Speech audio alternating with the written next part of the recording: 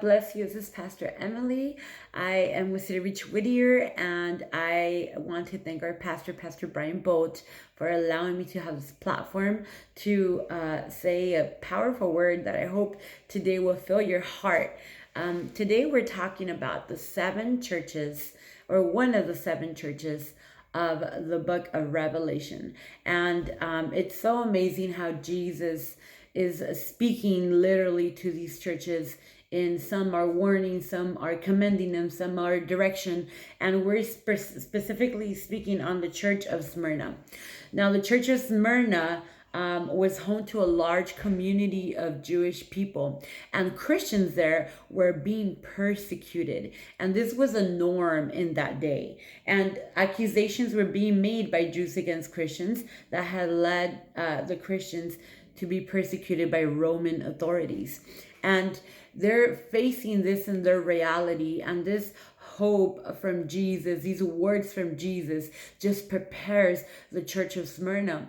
And he literally says we're in Revelation 1 verse 9, and says, I know your afflictions and your poverty, yet you are rich. I know the slander of those who say they are Jews and are not, but are in a synagogue of Satan. Do not be afraid of what you are about to suffer. I tell you, the devil will put some of you in prison and test you, and you will suffer persecution for 10 days. Be faithful even to the point of death. My goodness. And I will give you the crown of life. My God, he says the crown of life. It says, excuse me, he who has an ear, let him hear what the Spirit says to the churches. He who overcomes will not be hurt at all by the second death. So there's a bunch of direction, but also there's a promise here. It says, if you endure, if you are willing to go through this good fight with me, if you're willing to go through this journey with me, I have a crown of life for you. You see, because when we are willing to die to ourselves, we are willing to give everything up. And there's a certain element that we have to give of ourselves.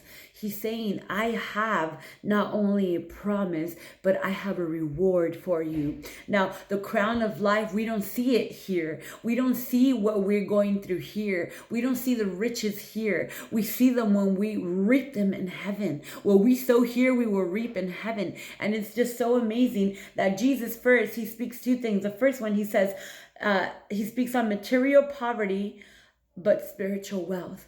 We just saw this in El Salvador. Our church went on 3 crusades, and we saw the poverty there, but we also saw the great need. We saw the richness of their spirit, the richness of faith, the richness of just being willing to serve, being willing to accept all that Jesus had for our communities in El Salvador. I mean, thousands of people just yearning and wanting and in desperation, knowing that if they were just touched by God, if they just had one touch of God, they would be healed. If they just had one touch of God, they would see the miracle. And I ask you today, are you in desperation for God? I ask you today, are you living like that? Are you living with a desperation of needing God, not just wanting God?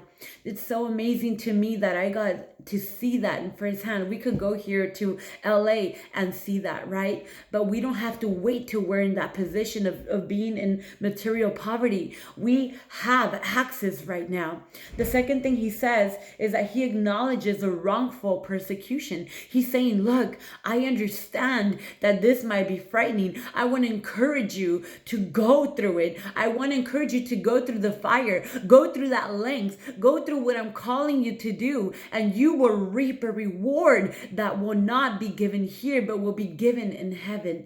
I don't know about you, but I want that reward. I don't know about you, but I do not want to work and serve God here and give him my all, dying to my flesh every single day to not be promised a reward in heaven. I want to encourage you today that this word is for you.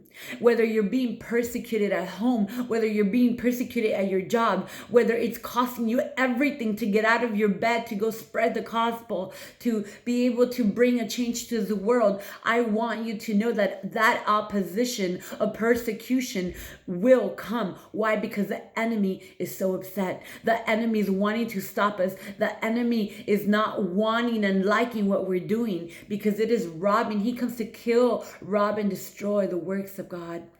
May this be a breath of fresh air in your soul, in your heart, in your spirit, that there is such a promise, there is such a reward to be and remain faithful.